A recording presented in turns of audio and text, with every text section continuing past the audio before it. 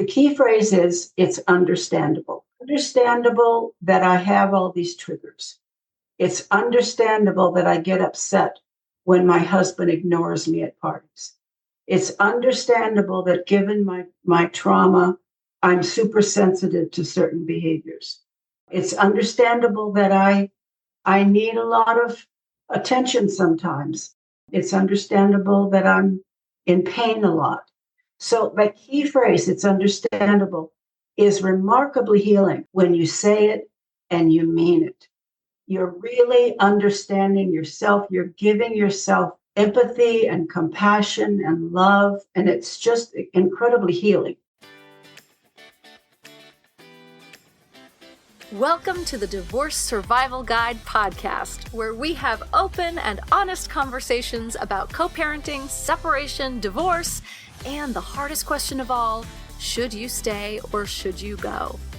I'm Kate Anthony, your Divorce Survival Guide, and I'm here to help you navigate some of the roughest waters you've ever swum in and answer some of your toughest questions. I've been to hell and back, and now it's my mission in life to help you get to the other side of this process with your sanity and your heart intact. Hey everyone, welcome back. Well, it's almost Mother's Day.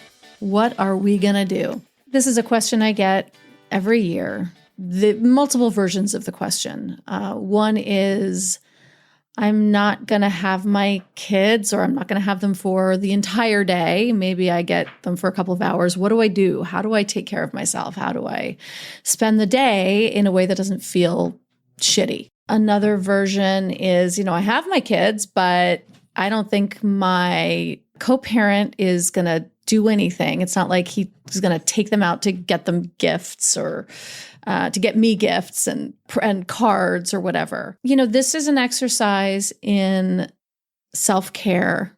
I mean, hugely, obviously. And I just want to offer a couple of things. The first is, there are so many moms in your situation, and a lot of them are married. If you think back on all the Mother's Days that you have had over the years, when you were married and were not honored or cared for or celebrated in the way that you wanted to, right? That probably happened a lot. And if it didn't, then, that's amazing. And if you're going to be celebrated, that's even better, right? Yay. But if you are one of the many women who don't feel like they've ever been celebrated and certainly know they're not going to be now, there's a couple of ways that you can go about this. One is gather with all of the other moms that you know. Acknowledge that, they're not going to do anything. Let's have a brunch. Let's get together at somebody's house with all of the kids and let's do something for ourselves and each other and honor ourselves and each other in a way that nobody else probably will. And then maybe also at that, if you have younger kids or whatever, maybe you set up like a crafts table for the kids to make cards for moms. If you don't have your kids and you want to just book yourself a massage, take yourself to the spa, everyone's having a Mother's Day special. In my neighborhood, well, not in my neighborhood, but nearby, there's a wonderful Korean spa, very small Korean spa. I live in LA. We also have an enormous Korean spa, but it's like a factory. I hate it. There's a really tiny one nearer to me that I love, and it's just intimate and tiny, and I find it to be so healing and relaxing. If that's not your thing, fine. What is your thing? Maybe just like sitting at home and deciding, I'm going to watch Hallmark movies all day and I'm going to eat Milk Duds and popcorn. And that's what I choose to do. And I'm not going to feel sorry for myself. I'm going to actually fucking enjoy it. Great. But this is an exercise in tapping into yourself and what it is that you enjoy and either asking for it or creating it for yourself. And I honestly think that all the married moms in the world should probably do that too, right? This is your day. Also, it's completely manufactured. So ignore it if you want. What I don't want is for you to make yourself feel bad. I don't want you to take on whatever may be coming at you externally from the other people in your life and make that mean anything about yourself, your humanity, your worth. It's not any of that. Those are my thoughts about Mother's Day. I think this day is about honoring yourself, your needs, your desires, your wants, asking for them or creating them, or none of the above. And whatever works for you is what works for you. And if it doesn't work and you wake up on Monday morning and you feel like shit, or you go to bed feeling like shit, take note of it. I want you to take note of it. And then I want you to, I like to keep notes in my phone for things like this. Or I set a reminder using my iPhone reminders, that I'll set a reminder for 1 year from now to be like, oh, Mother's Day sucked. Here's what I wish I had done instead. So you don't forget next year. I do that for Christmas. I do that for anything that I need to remember next year to do differently. Or oh, this is really fun. I love doing that. I will put it in my reminders so that I get an alert, a month in advance next time. Anyway, those are my 2 cents on Mother's Day. Happy Mother's Day, my love. If anyone hasn't told you, you are doing a fucking amazing job. You are. You're doing a fucking amazing job, and your kids are lucky to have you. Now on to today's episode. Today, I have with me Beverly Engel. She is back on the show. I love my conversations with Beverly. She is a renowned psychotherapist and author of 27 books, and her latest is called Put Your Past in Your Past. And today we're talking about how we get into these lifelong patterns and how hard they are to break, especially when you were never taught to feel your feelings, let alone trust them. But that's where the work is, and that's how we begin to change everything. Beverly and I talk about how healing is messy and it's uncomfortable, but it's also liberating. We also talk about trauma reenactment and how to create a triggers list so that we can start to connect the dots between our past pain and our present day reactions, and why you can't heal what you don't feel. Without further ado, here's my conversation with Beverly Engel. Beverly, thank you so much for coming back. I think it's been a really long time, and I'm so happy to have this conversation with you about your new book. Well, I'm glad to be back. So good. So good. So you have a new book out. It's called Put Your Past in the Past, how you may be reenacting your trauma and how to stop. Oh my God, how relatable is that? Great. I'm glad that it's relatable. We do this, right? We do this all the time. Yeah. So you talk about trauma reenactment. Can you explain what that is and what that means to our audience? Yes, it's all on an unconscious basis. Right. We tend to repeat the trauma that we experience in childhood mostly, but anytime we have a trauma experience, we repeat it in an attempt to undo it, or in an attempt to understand it, or to get a different result, or sometimes because a memory is trying to come up and we've been holding the memory down. So we end up reenacting the trauma as a way of kind of letting the memory come up. Oh, that's interesting. Can you say more about that, or maybe give an example of what that looks like? Yeah, actually, Freud is the person who identified this whole syndrome. Mm-hmm. He called it the repetition compulsion. Yes, and right. He reported having clients who came in and who didn't report a trauma, but kept having these repetitious experiences with people, kept being re-victimized, kept getting involved with the same kind of people, et cetera, et cetera. Mm-hmm, mm-hmm. And he said that even if a client never talks about it verbally, they're reenacting it in their life. Yes. They're showing you, the therapist, or they're showing the world what their problem is by their behavior. Mm-hmm, even if they never talk about it, even if they don't have a clear memory of it. Interesting. Yeah. I Yeah. mean, so many of us, we are right. We get into these same abusive relationships, and so many people, not everybody, right? But so Right. many people do so because it's kind of what they learned in childhood, and they're trying to heal that wound, or they're trying to better understand it unconsciously, as you said. But this idea that there's a memory that's kind of locked in there that we're trying to surface Yes. is really interesting Yeah. to That's me. what flashbacks are. Flashbacks are like blips of memory. Mm-hmm. We, we have a flash of the trauma. We may not consciously connect that it's the trauma.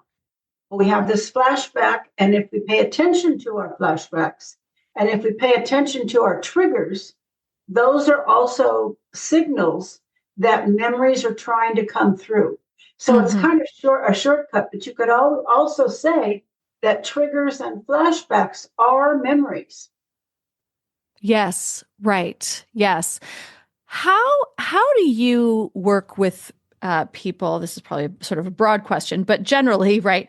How do you work with people to really understand the triggers and because we talk about triggers all the time now, right? We talk about trauma all the time now. As a psychotherapist, this is, you're actually doing the work on the ground with people to understand these patterns.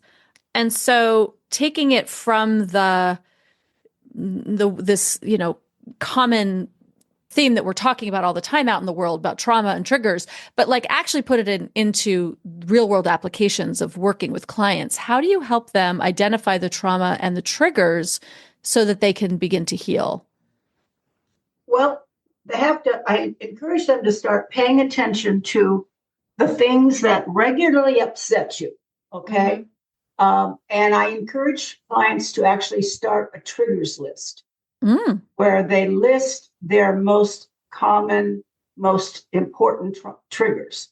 And I ask them to make the connection, if they can, with a previous trauma, or if they don't identify something as a trauma, to make the connection with their childhood, the connection with their childhood and what upsets them the most today. So if what upsets you the most today is if someone rejects you, abandons you, maybe doesn't answer your phone calls, doesn't return your phone calls, doesn't come home from work, doesn't call you, that's usually an abandonment trigger. And so number one on your list is abandonment. Now go back to your childhood. Did you have any experiences growing up being abandoned? Many people just just automatically say yes, they know they were abandoned. Their mother left them when they were 5 years old. Their father divorced their mother when they were 9. They've been aware of an abandonment trigger. Okay. Other people, it's kind of harder to find. It could be something like you had a babysitter or a nanny for most of your childhood, and then that person left you. And you felt the abandonment there. It could be that you were adopted. Almost every adopted person has an abandonment trigger. Yes, okay? Absolutely. They ask themselves, why did my parents leave me? Why did they reject me? So go back and figure out what the abandonment was. Maybe your grandfather died when you were young, and he was the closest person to you, and so you feel abandoned. Maybe your parents were alcoholics and they left you, waiting, on the side of the road after school or in other places because they were drunk and didn't pick you up, or they left you in the car when they went into the bar. Okay. So think that was about me. Okay. Okay. Sorry about that. Yep. It's all good. Okay. I mean, it's not good, but it's okay. Yeah. So that's a number one trigger for most people, actually, is abandonment. Yes. But then maybe there's other triggers that are, less clear for you. It can be a sound. It can be an event. It can be a feeling. Some people get triggered when somebody else is getting the attention at somebody else's wedding. It's somebody else's baby shower. And you freak out. You always end up freaking out when it's somebody else's party. Okay. Mm. Maybe that's because there was a lot of sibling rivalry going on when you grew up. And, you couldn't stand it when your sibling got attention because you were so neglected. Okay. So look Mm-hmm. for what upsets you the most often. And since this is, this is focusing on divorce and healing from a divorce, Mm-hmm. what upsets you the most about your partner? What kind of behavior on his part? What kind of things did he say? What kind of actions did he take that triggered you the most? What hurt your feelings the most? What made you the most angry the most Yeah. often? And that Mm-hmm. would be on your triggers list.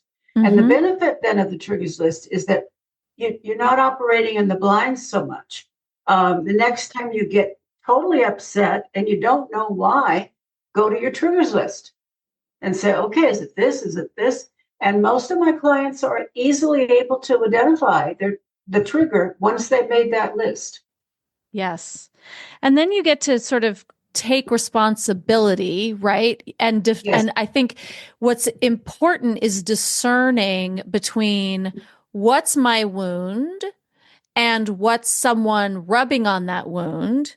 What's behavior, like what it's my trigger, yes, but then if I'm able to communicate that to my partner, a loving partner will say, "Oh my gosh, I don't want you to feel that way. That's terrible. What can I do to help?" Or I'll that behavior, I'll obviously stop that behavior. But a non-loving partner won't care, right? Yes. And their response will Absolutely. be, "Well, that's your problem."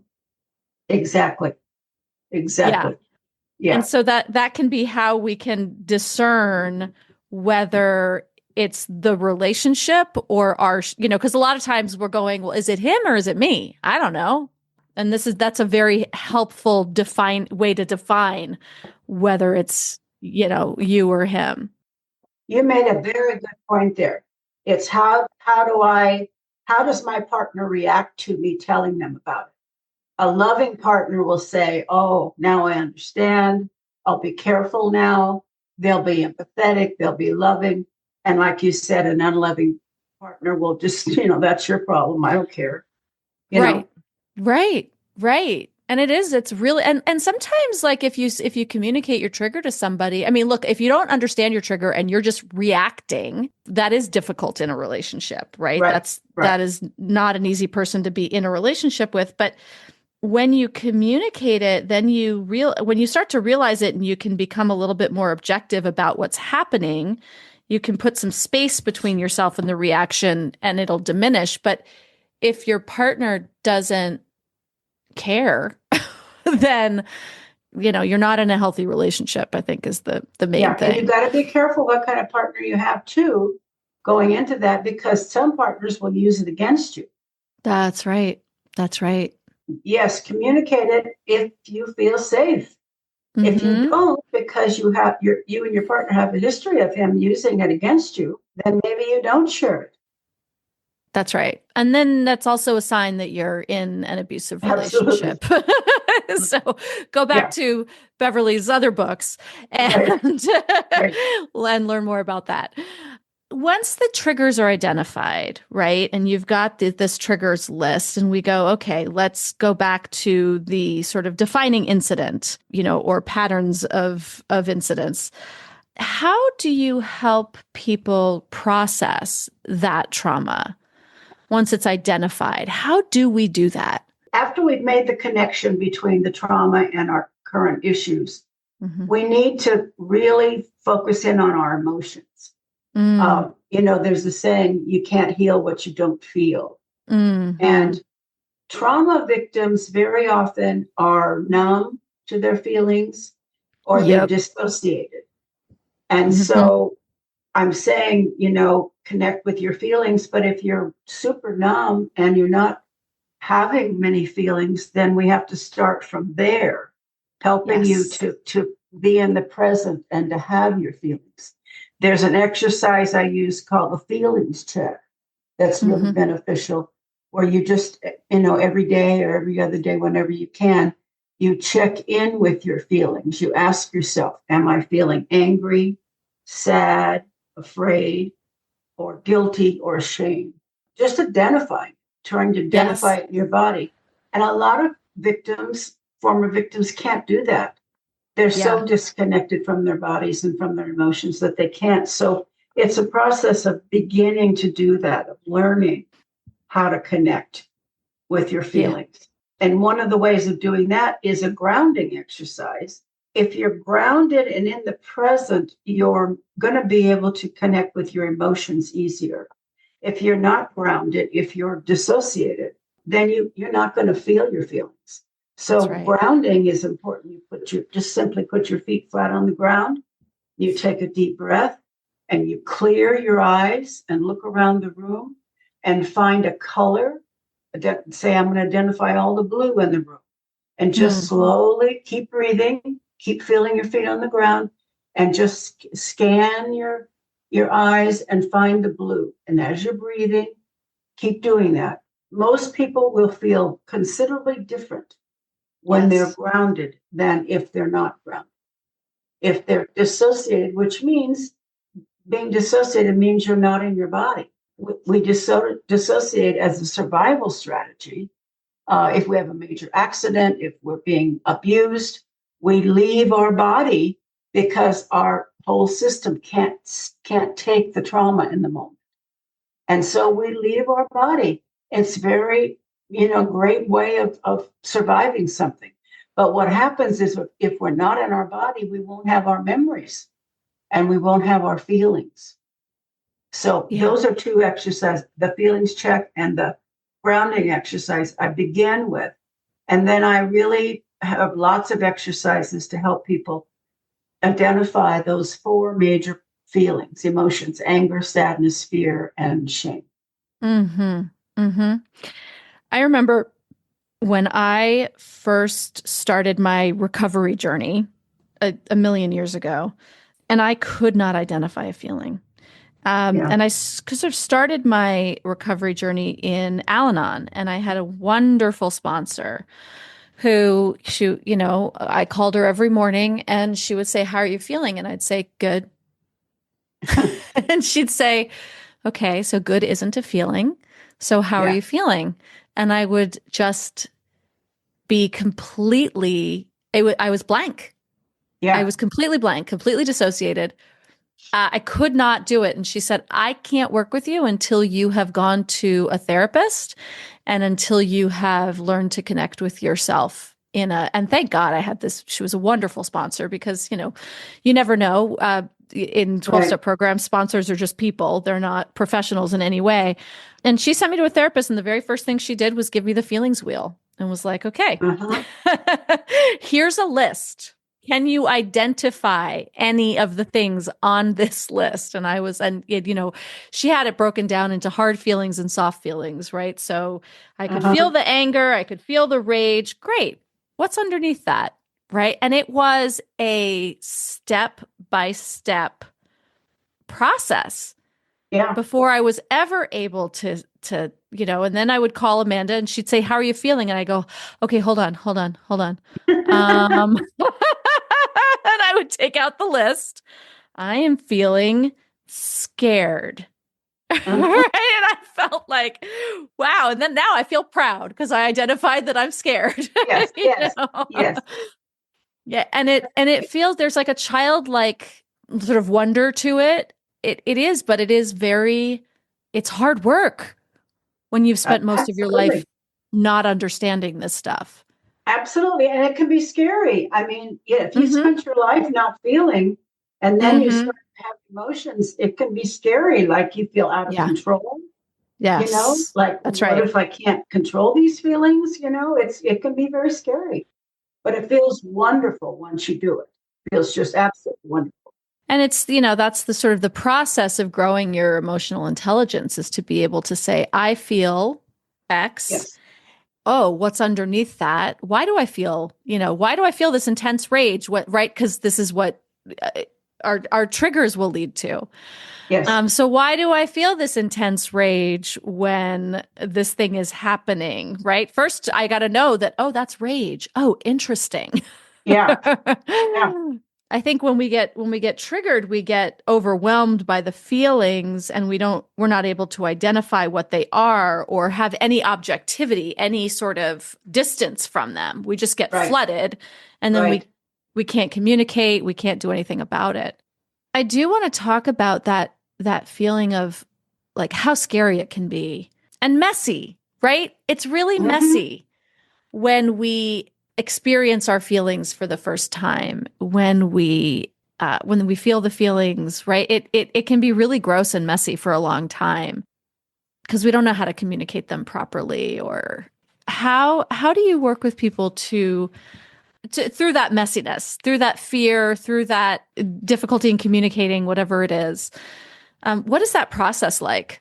Well, it's not kind of a simple process. It's kind of complicated. Right, sure. Yeah. One thing I do is use the word messy. I ask the client what their experience has been growing up with other people's emotions, with the way their parents express their feelings, for example. If their mother would get, I hate the word hysterical, it's not because it's always identified as a female character. Right, of course. Exactly. But if their mother was constantly going off the deep end, screaming, being irrational, being upset, and they start having some feelings of their own, that can get super scary because they're afraid they're going to become their mother.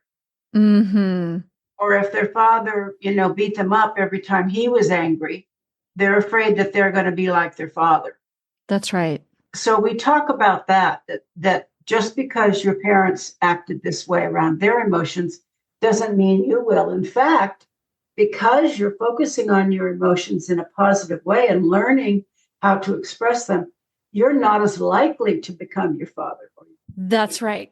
It's the unconscious that is the danger. Yeah, absolutely. So we just talk about, the positive ways of expressing emotion, and we talk about their positive experiences with it. Yeah. What happened when you went to the birthday party last weekend? Usually you get, like we talked about, you get really jealous of the person who's having the party because of the sibling rivalry you experienced. What happened this weekend? Well, it turns out I did start to feel jealous. I did start to resent her that she was having all these presents and all this attention. And then I did some deep breathing and I did some grounding. I also encourage people to practice gratitude. And in that feelings check, I'll tell you in a minute, the opposite of anger is gratitude. So she'd been working on gratitude. So, I felt my anger, and then I went to the other side, which is literally the other side of your brain. And I practiced my gratitude, and I didn't feel the anger anymore. And I didn't feel the jealousy. I just was able to stay present and enjoy myself, be grounded, enjoy the positive things at the party. We'll talk about how to not compare yourself to abusive parents, to recognize how you can be different. And that's very empowering. That was a very empowering experience for her, that she went to that party and she didn't become jealous. Right. And she was able to be grateful for what she has. Absolutely. Absolutely. Of course, it's, none of this is linear, right? And we have to take each thing as they come. We're going to take a quick break. And on the other side, I want to dig a little bit more into some of the tools that you have in your book and how this applies to, in particular, not marrying the same abuser. Yes. So we'll be right back.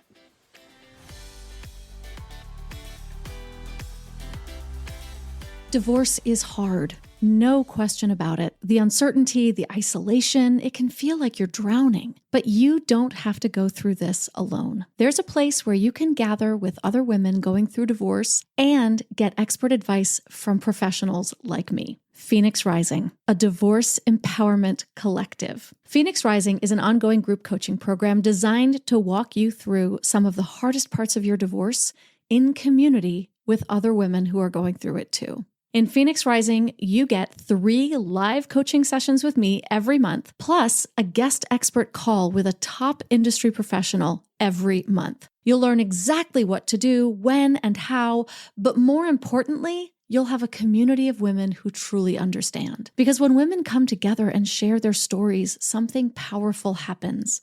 We rise, we gain strength, we reclaim our voices, and we move forward, not just surviving, but thriving. Inside Phoenix Rising, you'll get expert guidance, a safe and supportive space, and the kind of sisterhood that changes everything. Enrollment is always open, so join us at kateanthony.com/decided today. That's kateanthony.com/decided, and we will welcome you with open arms.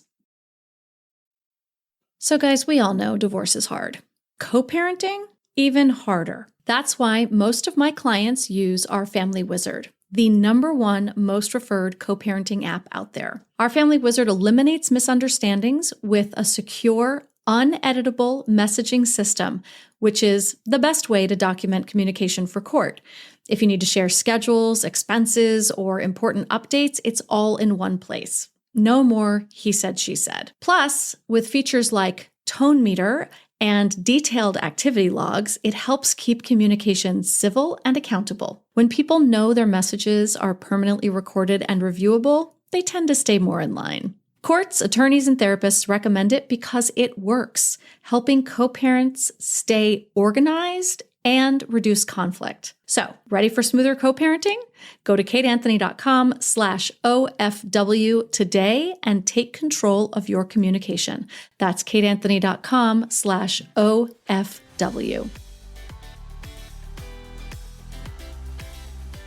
Okay, we are back with Beverly Engel talking about her new book, Put Your Past in the Past, Why You May Be Reenacting Your Trauma and How to Stop. Beverly, we were talking about how messy this healing process can be and how it's not linear. You know, so many of my listeners are leaving abusive marriages, and many of them are frightened that they will make the same mistake again, that they may also, this might be the second or third time that they have been in abusive relationships.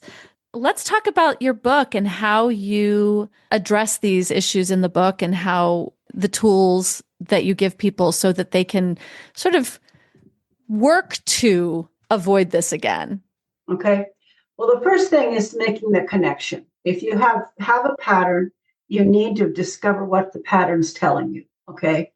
So that's going back into your past and looking for trauma. It isn't always physical, sexual, emotional abuse. It could be not having an attentive parent.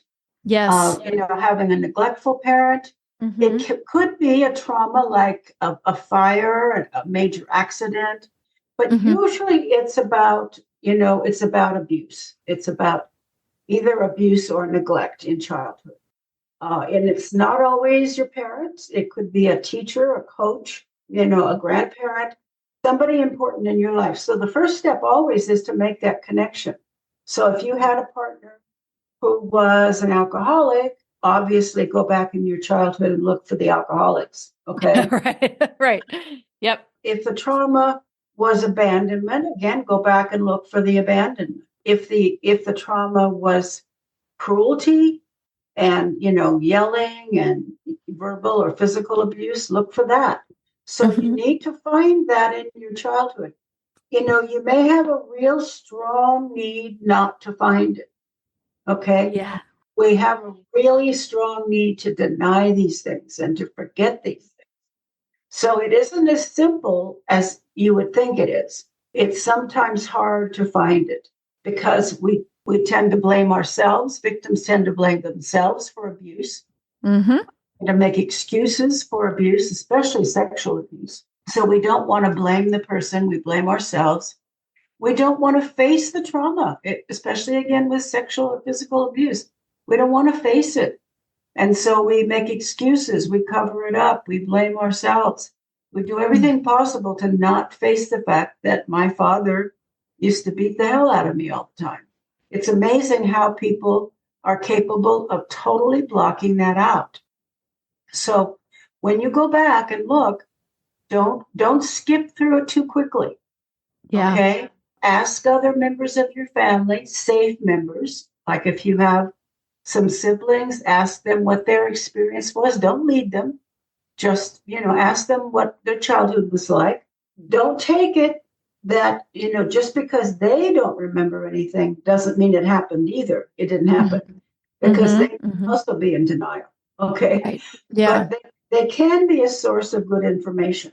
You can go back and talk to your grandma, your grandfather, and ask them what it was like when your mother and father were raising you. What was life like? So you can ask questions and look at old photographs and, try to find what the connection is. A lot of times old photographs will tell you a lot. If you're sitting there and you're looking like horribly in pain, in the family picture, and that consistently, that's how you look in family pictures, that's telling you something. So you have to really do some research in discovering what it is. Remember, you probably already know, and you don't want to face it because you don't want to blame them. You don't want to admit that happened. You don't want to face the pain. So just kind of really give yourself permission to know. Tell yourself, look, I don't want to do this again. I don't want to marry a man like this. Okay, so I'm going to really search this time. I've looked before. I haven't found anything. I'm going to really trust my gut and say, well, there's got to be something there, and try to find it. So once you find it, that's the biggest thing, is to identify it. Then you need to allow yourself to have the feelings around it. That's kind of where we started today. Yes. To have your emotions. So, okay, now I remember my mother used to go off with various men, and she'd leave me in the house by myself sometimes. She'd leave my sister at home alone with me. Sometimes we didn't have any food to eat. Sometimes men would come over and she would kick us outside and make us stay outside, even in cold weather. We'd be freezing and starving, and she'd be inside with this man. And, so now I know what my trauma was. So when my husband doesn't, pay attention to me, when he ignores me, when we go to a party or a gathering and he totally gets caught up in talking to another woman, and, he swears he's not flirting, but just him leaving my side is a horrible trigger. And I've asked him many, many times if he could just check in with me once in a while. He doesn't have to stay by my side, but if he just comes back once in a while and says, hi, honey, how are you? Would you like a drink? That will be all I'll need. But if I sit there and I'm watching him talking to everybody else, he's ignoring me, he's having a gay old time and not paying attention to me, I feel like that little girl locked outside. Yes. And I'm working on it. I'm working on not being triggered by that, but I need him to understand, and I need him to help me with it. And he's very cruel about it. He not only doesn't help me, he makes fun of me. He says, oh, little baby, I told him what there is. And he says, oh, little baby locked out, too bad. So he's cruel about it. And I don't want that to continue. And if he doesn't change, I'm going to leave him. And I'm going to really be on the lookout for people that treat me like that again. I refuse to be treated like that. I refuse to be locked out. Right. If somebody loves me, they're not going to put their selfish needs ahead of mine. They're going to, respect my needs, and they're going to want me. They're going to want to be with me. I'm not going to be something that they want to get rid of. Yeah, no, that's so beautifully explained. That's such a incredible sort of journey that you just took us on with that, because it is so true, right? Because there's all of that. There is, oh, it's mine. There it is. It's my wound. Yeah. I've identified what it is. I get triggered. I communicate it, and he's cruel. And then there's what to do with that, right? Because you said in there, if he doesn't change this, I'm going to leave him. And so many times we use the threat of, I'm going to leave you if you don't change this, as a threat, right? As a right. But I don't think we mean it, right? We don't actually mean it, because then we don't leave, right? Yeah. I've told him that if he doesn't stop, that I'm going to leave him, but you haven't. It's like there's a space in that is so important to fill with kind of been talking about this self-knowledge and understanding how you operate and then communicating how you operate. But then there's also the esteem piece of, no, I really actually am now not a person who will stand for that. There's a gap, I think, to bridge there, identifying all of these things and then also becoming the person who, once identified, actually no longer does tolerate that kind of behavior. And there's two steps to come here that are going to help with that. One is what I call healing conversations.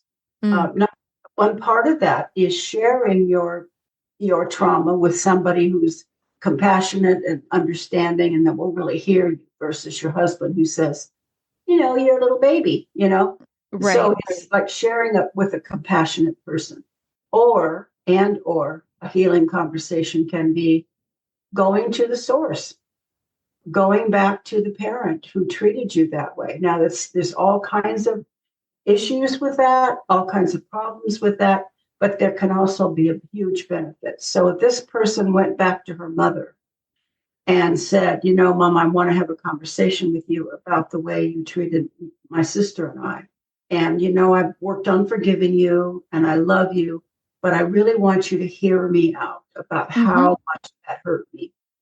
And then you can choose whether or not you actually want to talk to that parent and tell them how hurt you were, how much it damaged you, and that you still want to have a relationship with them, but you want them to understand how much it hurt. You're not trying to make them all bad. You're not trying to punish them. You just want them to understand you. Okay? So that's a difficult conversation, and that's a difficult decision as to whether that's right. you ever confront an abuser. Okay? Pros and cons there. You never confront an abuser if there's any risk at all that they're going to attack you, either verbally or physically. Right. If you know that if you try to tell your mother that, she's just going to start screaming at you and having a fit, and she's going to call you names and throw things in your face that you did when you were a teenager, then no, don't confront that person. Okay. But if you have a mother that maybe has gone through something themselves, maybe they've gone through some kind of a transition, a religious transformation, or maybe they went to Al-Anon or Alcoholics Anonymous or Sex Addicts Anonymous. Maybe they had some therapy, some healing, and you have a sense that they could maybe hear you. They'll get defensive, but maybe they could hear you. Then that's a real good candidate. Okay. Yes, absolutely. Extremely healing if you talk with someone like that. Maybe you can't talk to the person directly. Maybe you need to write them a letter. Okay. And be really careful with your words again. Say, I started out usually with, I've forgiven you for these things, or if that's not true, I'm not holding any grudges with you, but I just have a need to tell you how much it affected me. Maybe you need to write a letter. Maybe you need to walk around your house and talk to them out loud, or put a chair in front of you and do a role play where you tell them everything you've ever wanted to tell them. That can be extremely healing. That can be the missing piece in terms of, you healing and you getting the strength to really become different and to stand up to your partner and to say, to yourself mostly, I'm not going to put up with this anymore. So that's one way to do it for sure. Yes. The other way is to offer yourself self-compassion. Self-compassion is really, really phenomenal in healing trauma. It's the antidote to shame. Yes. And most people who are victimized in any way growing up have a tremendous amount of shame. Most victims blame themselves. Most victims have a lot of self-blame, and most victims actually, have a really loud inner critic, and most victims will have low self-esteem. So self-compassion can help heal all those aspects of shame. And it goes as simply as this, and I'll repeat it later, but the key phrase is, it's understandable. understandable that I have all these triggers. It's understandable that I get upset when my husband ignores me at parties. It's understandable that given my trauma, I'm super sensitive to certain behaviors. It's understandable that I need a lot of attention sometimes. It's understandable that I'm in pain a lot. So my key phrase, it's understandable, is remarkably healing. I can't even tell you how healing it is. It's phenomenal when you say it and you mean it. Yeah. You're really understanding yourself. You're giving yourself empathy and compassion and love. And it's just incredibly healing. That's just a shortcut here. But self-compassion basically is giving yourself that comfort that you wished you would have received either in childhood or in your marriage. It's like not waiting for it to come from somebody else anymore. I'm going to give it to myself. I've been married twice. I've been begging for a partner that has empathy and understanding and is not critical of me all the time and not putting me down. And twice now, I've married somebody who looked good at first, but then started in on the criticism and the picking, and I'm never being pleased. And, I'm always wrong. And I'm not going to do it again. So it's got to start with me. I've got to stop being critical of me, number one. And I've got to start being compassionate toward myself. What these two ex-husbands, didn't have was empathy and compassion. They had none. They could not put themselves in my place. All they could do is judge and be critical. All they could do is project their own shame outward toward me. They were projecting their own shame on me because they didn't know how to heal their own shame. And I was a likely target. And I took it. And I believed it. So now I've got to be the one to stop shaming myself, stop blaming myself, stop taking the shame and blame, start talking to myself in a loving way, and start understanding. Self-understanding is a huge part of self-compassion. That's the step that, it's understandable. No wonder I'm like this. I'm not just a freak, and I'm not just, a child demanding to be loved. There's a reason why I am the way I am. And there's a reason why I need a partner who will be able to recognize that. But I still am going to have to be number one in terms of giving myself that. I've got to give myself compassion and empathy and love. And then once I do that, and we've heard this, it's kind of a cliche, once I've given myself enough love and compassion, then I'm going to attract more compassionate and loving people. Absolutely. And I think so, I love, first of all, the carried shame piece, I think, is one of the most powerful lessons that I learned and that I pass on to my clients. And it can be so healing to just sort of slide back the peephole and to say, oh my God, all of this shame that I'm feeling is actually not mine. This is not mine. This belongs to the other person who couldn't feel it for themselves and had to project it onto me. Yeah. And then I, as an empath or as a, wounded whatever, right, I absorbed it. I believed it. And it is so freeing to release that shame. And then to be able to replace it, as you said, with the opposite, which is the compassion. It's like, it's just, I think, one of the most gorgeous and freeing things we can do for ourselves. Absolutely. Absolutely. And then as you move through this, it becomes so healing. When we build our self-esteem that much, and when we build our self-knowledge and we grow in this way, we don't need somebody to fill those holes for us. Yes. Right. So for me, it's also not just attracting the right person. It's also just recognizing the wrong ones and saying, no, thank you. And being happy. I spent 8 years single because I got to the point where I wasn't going to suffer any more bullshit. Yeah. Yeah. And that was part of my healing, right? And it took a lot of work, but that's sort of where you get to. And, it might take longer, but you're just not going to say yes to things that should be a no because you start to recognize them. I'm so glad you shared that you have to fix your own holes. That's really super important. Yes. But it's also important to know that because when you feel shame, you don't feel like you deserve anything. That's good. right. You don't feel That's like right. you deserve love.